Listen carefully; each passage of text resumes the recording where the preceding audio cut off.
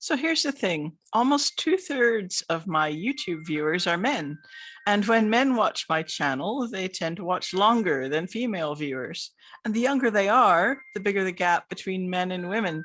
So first of all, a big thank you to all the men who watch my content. The reason I'm talking about this male-female balance actually has nothing to do with promoting my YouTube channel. It has to do with the other place that I do my work. That's my online classes. Only about 5% of my regular students are male or masculine presenting. I don't think that's got anything to do with my gender because my male colleagues who teach similar classes get mostly female students too. Maybe this is part of a wider trend that now sees more women than men signing up for higher education or taking part in informal classes and things like that. I can't do anything about that wider trend, but I'd like to try and improve things in my tiny corner of education where I teach classes about Celtic mythology. There are a couple of reasons I care about this. First, the class discussions are missing masculine voices and viewpoints.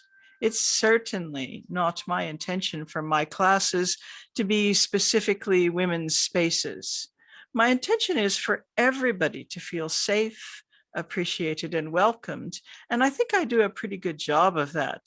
After all, hospitality is vitally important to Celtic culture. A lot of Celtic myth does invite some discussion of gender politics, men's issues, or women's issues. In classes, I often feel like these discussions get a bit lopsided in favor of focusing on what women experience and what attracts them to Celtic mythology. I don't want to create the impression that my classes are mostly based around discussion. There's always some time for that, and it's important time, but the classes are mostly focused on teaching the students. I might talk about different ways of looking at a story, its historical influences, how it compares or joins up with other stories. Pretty much the same stuff I do on my YouTube videos, just in a lot more depth. So the second reason I care about all this is that I feel it's vitally important for men to have deep understanding of the myths from an objective or academic standpoint. Obviously, my classes aren't the only place to get that, but just doing independent study, I think definitely leaves some gaps, especially if your independent study mostly just comes from watching videos. So why do I think it's important for men to engage with the myths in this way? Again, it comes back to balance. We need men, women, and non-binary people to make a whole, to carry the tradition forward with thought and understanding. That's one reason I'm pleased to see more and more younger people in my classes. I've been talking to people about this, and one thing that's been mentioned is that men don't like taking classes because they don't want to fail or be embarrassed. And I'm not sure whether that's true or not, but my classes actually don't offer a lot of opportunities to have either of those experiences. I don't give grades, and I don't require people to perform in some way in my classes. You're not even required to speak, have your camera on, or show up in person if you don't want to. There are always some students who are shy. It's great when and if they come out of their shells, because then the whole class benefits from their input. But I never push people. People are often afraid that their questions are maybe a bit foolish. As a teacher, I don't see it that way. If someone has a question, it's very likely other people in the class also need that question answered. You aren't supposed to know everything first and then sign up for the class.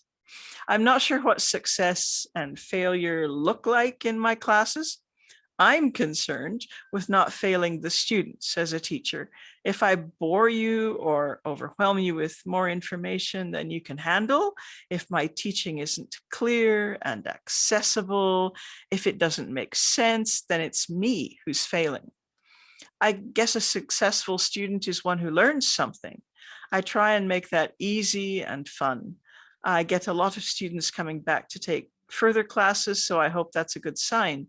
Of course, I love it when students turn up for classes, get the reading done if there is any. Some classes have outside reading and some don't. I love it when people engage in the class discussion. That's great for the other students.